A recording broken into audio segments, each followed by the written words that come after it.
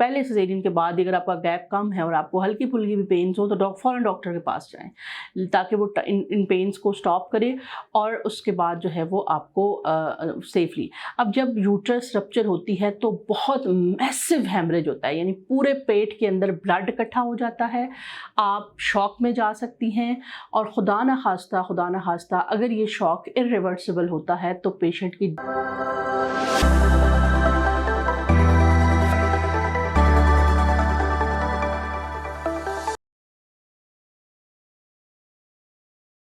जी, अस्सलाम वालेकुम। मैं हूं डॉक्टर नायला, कंसल्टेंट गायनेकोलॉजिस्ट और गायनी सॉल्यूशन के फोरम से। आज मेरे पास एक पेशेंट आई जिसका अनफॉर्चुनेटली यूट्रस रप्चर हो गया 24 वीक्स के ऊपर, और जब वो मेरे पास विज़िट करने के लिए दोबारा आई तो उसने मुझे कहा कि मैं आपकी वीडियोज़ में से सारी वीडियोज़ देखती रही और मुझे रप्चर यूट्रस के ऊपर कोई वीडियो नहीं मिली। तो उन्होंने मुझे रिक्वेस्ट की कि आप रप्चर यूट्रस के ऊपर, दो के एक बहुत ही रेयर केस है तो इसके ऊपर ज़रूर वीडियो बनाएं। यानी कि बच्चेदानी का फट जाना। अब बच्चेदानी का फट जाना बड़ा ही एक अजीब सी सुनने में आपको लग रहा है, लेकिन इसके पीछे भी रीज़न होती है। बच्चेदानी क्यों फटती है? अगर आपका एक सिजेरियन हुआ है और एक सिजेरियन के बाद मिनिमम हम 1 ईयर यानी 12 महीनों का गैप आपको रिकमेंड करते हैं कि आप लें, जिसमें कि आपका स्कार मैच्योर हो अगली प्रेगनेंसी करने से पहले। अगर आप 6 महीने के बाद, 4 महीने के बाद, 9 महीने के बाद प्रेग्नेंट हो जाती हैं तो उसमें क्या होता है कि जो ब्लड फ्लो पहले स्कार की तरफ आ रहा था, यूट्रस की तरफ आ रहा था, सारी फूड एंड न्यूट्रिशन लेके स्कार हील हो, वो अपनी एज से मैच्योर हो जाए, अब वो क्या होता है दोबारा, चूँकि यूट्रस में प्रेगनेंसी हो गई है, वो सारा ब्लड फ्लो बच्चे की तरफ जाने लग जाता है और वो उधर जो है वो होना शुरू, जिसकी वजह से क्या होता है कि चूँकि अब यूट्रस ने पूरे नेक्स्ट 9 महीने आपके बच्चे को बियर करना है, तो अगर उसका स्कार मैच्योर नहीं होगा और अगर खुदा न खास्ता आपको पेन्स लग गई तो आपकी जो वो स्कार है, चूँकि अभी इमेच्योर है, तो वो ओपन हो जाता है, जिसको हम कहते हैं यूट्रस का रप्चर हो जाना या यूट्रस का फट जाना। 98% केसेस जो यूट्रस रप्चर के देखे गए हैं वो प्रीवियस स्कार के साथ देखे गए हैं, यानी उनके अंदर पहले 1 या 2 सिजेरियन हुए हैं या 3-4, जितने भी सिजेरियन हुए हैं। जो जितने नंबर ऑफ सिजेरियन ज़्यादा होते जाते हैं उतना यूट्रस के ऊपर जो कट होता है वो कमज़ोर होता जाता है। तो लिहाजा हम अपने पेशेंट को कहते हैं कि जब आपका सी सेक्शन हो जाए, एक सी सेक्शन हो जाए, तो अगली डिलीवरी में कम से कम 12 महीनों का, 1 साल का वक्फा दें, यानी कि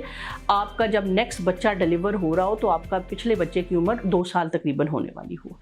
लेकिन यानी आपने 1 साल तो प्रेगनेंसी ट्राई ही नहीं करनी है, 1 साल तो आपने पूरा परहेज़ करना है। उसकी वजह क्या है कि 1 साल बाद आपका जो स्कार है वो 90% मैच्योर हो गया होगा, यानी 90% उसने अपनी स्ट्रेंथ ले ली होगी और उसके बाद वो यूट्रस ऑलमोस्ट पहली कंडीशन में चली गई होगी। वो अब आपकी प्रेगनेंसी, अगली प्रेगनेंसी को 9 महीने आराम से लेके चल सकती है और इवन आप पेन्स लेके बच्चे को नॉर्मल डिलीवर कर सकते हैं। लेकिन कम से कम वक्फा जो है वो 1 साल का होना चाहिए। जो आइडियल रिकमेंडेड जो 100% स्कार मैच्योरिटी है वो 2 सालों में अचीव होती है, यानी आप पिछले सिजेरियन के ठीक 2 साल बाद अगर प्रेग्नेंट हुई हैं तो आप एज्यूम कर सकती हैं कि आपके जो स्कार है, यूट्रस है, उसकी हीलिंग 100% हो गई है और अब नेक्स्ट टाइम जो है वो आपको जो है। अब अगर आप इमेच्योर स्कार के साथ या जल्दी प्रेग्नेंट हो जाती हैं तो उसमें होता क्या है कि 9 महीने यूट्रस आपके बच्चे का वज़न उठा रही होती है और स्कार जहाँ पे कट लगता है यूट्रस के ऊपर, वहाँ पे एग्जैक्टली 90% केसेस में क्या होता है, बच्चे का हेड होता है और हेड के कांस्टेंट प्रेशर की वजह से वो जो स्कार है वो थिन आउट हो जाता है, वो मज़ीद कमज़ोर हो जाता है और हल्की फुल्की सी आपको दर्दें लगी नहीं और वो स्कार खुल जाता है, जिससे क्या होता है कि बच्चा यूट्रस से निकल जाता है और मोस्ट ऑफ द टाइम में बच्चे खुदा न खास्ता डेथ भी हो सकती है। तो इसलिए सबसे इम्पॉर्टेंट बात है ये है कि आपने एक सिजेरियन के बाद कम से कम मिनिमम 1 ईयर का गैप लेना है और आइडियल गैप 2 ईयर्स का है। 2 साल के बाद आप जो है वो अगला बच्चा प्लान करें। और दूसरी बात ये है कि जितने नंबर ऑफ सजेरियन ज़्यादा होते जाते हैं, जैसे अगर आपके पहले 4 सजेरियन हुए हुए हैं, 5 सजेरियन हुए हुए हैं, तो उसमें आपने अपने डॉक्टर को मोर फ्रीक्वेंटली विजिट करना है। और पहले एक सजेरियन के बाद तो हम आपको कहते हैं कि जी आप पेन्स ले सकते हैं, लेकिन 2 सजेरियन के बाद आप पेन्स नहीं ले सकते हैं। आपको हल्की फुल्की भी पेन हो, बल्कि तो पहले सजेरियन के बाद अगर आपका गैप कम है और आपको हल्की फुल्की भी पेन्स हो तो फ़ौरन डॉक्टर के पास जाएँ, ताकि वो इन पेन्स को स्टॉप करे और उसके बाद जो है वो आपको सेफली। अब जब यूट्रस रप्चर होती है तो बहुत मैसिव हेमरेज होता है, यानी पूरे पेट के अंदर ब्लड इकट्ठा हो जाता है,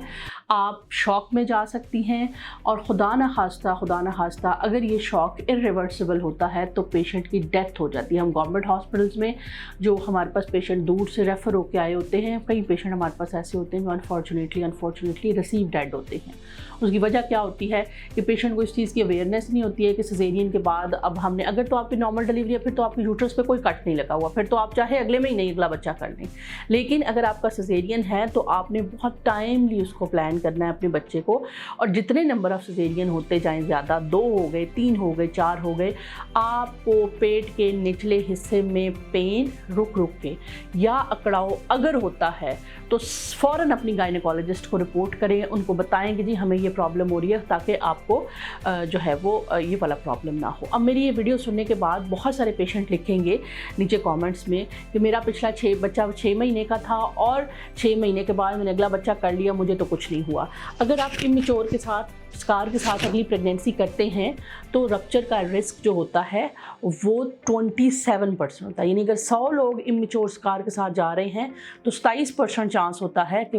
रप्चर हो जाए। 6 महीने, पिछला बच्चा भी आपका 6 महीने का और आप प्रेग्नेंट हो गई हैं, 100 औरतें अगर इकट्ठी ऐसे ही प्रेग्नेंट हो तो 27 औरतों का यूट्रस रप्चर होगा। और हम जो अपनी प्रैक्टिस कर रहे होते हैं वो 0% मार्जिन के ऊपर कर रहे होते हैं, तो लिहाजा आपने जो है वो इस चीज़ को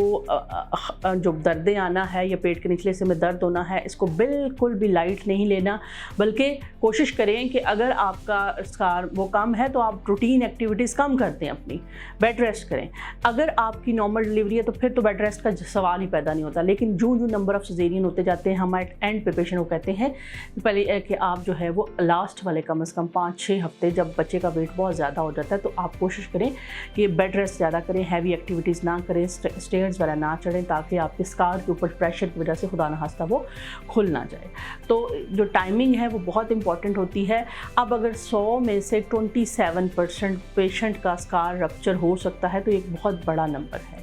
2 के आपके पास 77% पेशेंट का नहीं रप्चर हो रहा, लेकिन 27% बहुत नंबर है। किसी एक के साथ भी हो जाता है ना अगर कोई मिसहैप, तो उसका वो 100% ही होता है, वो यही समझेगा कि मेरा अगली दफ़ा हुआ ही हुआ। लेकिन अब अगर आपका सजेरियन हुआ है तो इस वीडियो को बनाने का मकसद ये है कि गैप बहुत ज़रूरी है, खुदा न खास्ता, वरना आपकी यूट्रस वीक होगी। वीक यूट्रस के साथ जब आप प्रेग्नेंट होंगी तो आपका स्कार इमेच्योर होगा और आपका कॉम्प्लिकेशन हो सकती हैं। अब ये 98% में यूट्रस रप्चर होता है स्कार वाला, जिसके ऊपर पहले सजेरियन हुआ है, फाइब्रॉइड निकले हुए हैं या किसी भी वजह से यूट्रस के ऊपर कट लगा हुआ है। लेकिन 2% जो होते हैं वो बाइकॉर्नुएट यूट्रस हो गया, यूनिकॉर्नुएट यूट्रस हो गया। यानी बाइकॉर्नुएट का मतलब एक यूट्रस के 2 हॉर्न्स हैं। एक छोटे हॉर्न में अगर प्रेगनेंसी हो जाएगी तो जाहिर है उसके अंदर स्पेस कम है और उसके अंदर इतनी कैपेसिटी नहीं है कि वो 9 महीने तक प्रोग्रेस करे, वो जाके 4-5th मंथ के अंदर वो स्पेस की वजह से वो रप्चर हो जाता है। तो 2% केसेस ऐसे होते हैं जिनको पहले कट नहीं भी लगा हुआ लेकिन उनका यूट्रस रप्चर हो सकता है, और वो यूट्रस रप्चर जो होता है वो बेसिकली स्पेस इश्यूज़ की वजह से होता है, वो यूट्राइन एनॉमलीज वालों का रप्चर होता है। तो वो तो चलें एक अलग चीज़ है, वो हमारे कंट्रोल में नहीं है। लेकिन अवेयरनेस से, इंफॉर्मेशन से आप अगर एक सजेरियन के बाद मिनिमम 1 साल का गैप, मैक्सिमम 2 ईयर्स का गैप करेंगे तो आप बहुत सेफ रेंज में चले जाते हैं। एक सजेरियन के बाद आप दर्दें भी ले सकते हैं, लेकिन 2 सजेरियन के बाद चाहे आपने जितना मर्जी गैप ले लिया हुआ है, आप नॉर्मल डिलीवरी की दर्दें नहीं ले सकते। क्यों? क्योंकि उसके अंदर रप्चर का रिस्क बहुत ज़्यादा हो जाता है, और रप्चर का मतलब ये है आपकी जान को खतरा, आपके बच्चे की जान को खतरा। उम्मीद है वीडियो आपको पसंद आई होगी। आगे इसी तरह के टॉपिक्स के लिए, वीडियोस के लिए आप मुझे कमेंट सेक्शन में ज़रूर रिक्वेस्ट किया करें। मैं यहाँ पे कमेंट सेक्शन आपको देखती हूँ, बल्कि अब मैं नई वीडियोस के जो टॉपिक्स होते हैं वो आपके कमेंट सेक्शंस में से जाके वीडियो बना रही होती हूँ। तो मिलते हैं इंशाल्लाह नेक्स्ट वीडियो में, तब तक के लिए अल्लाह हाफ़िज़।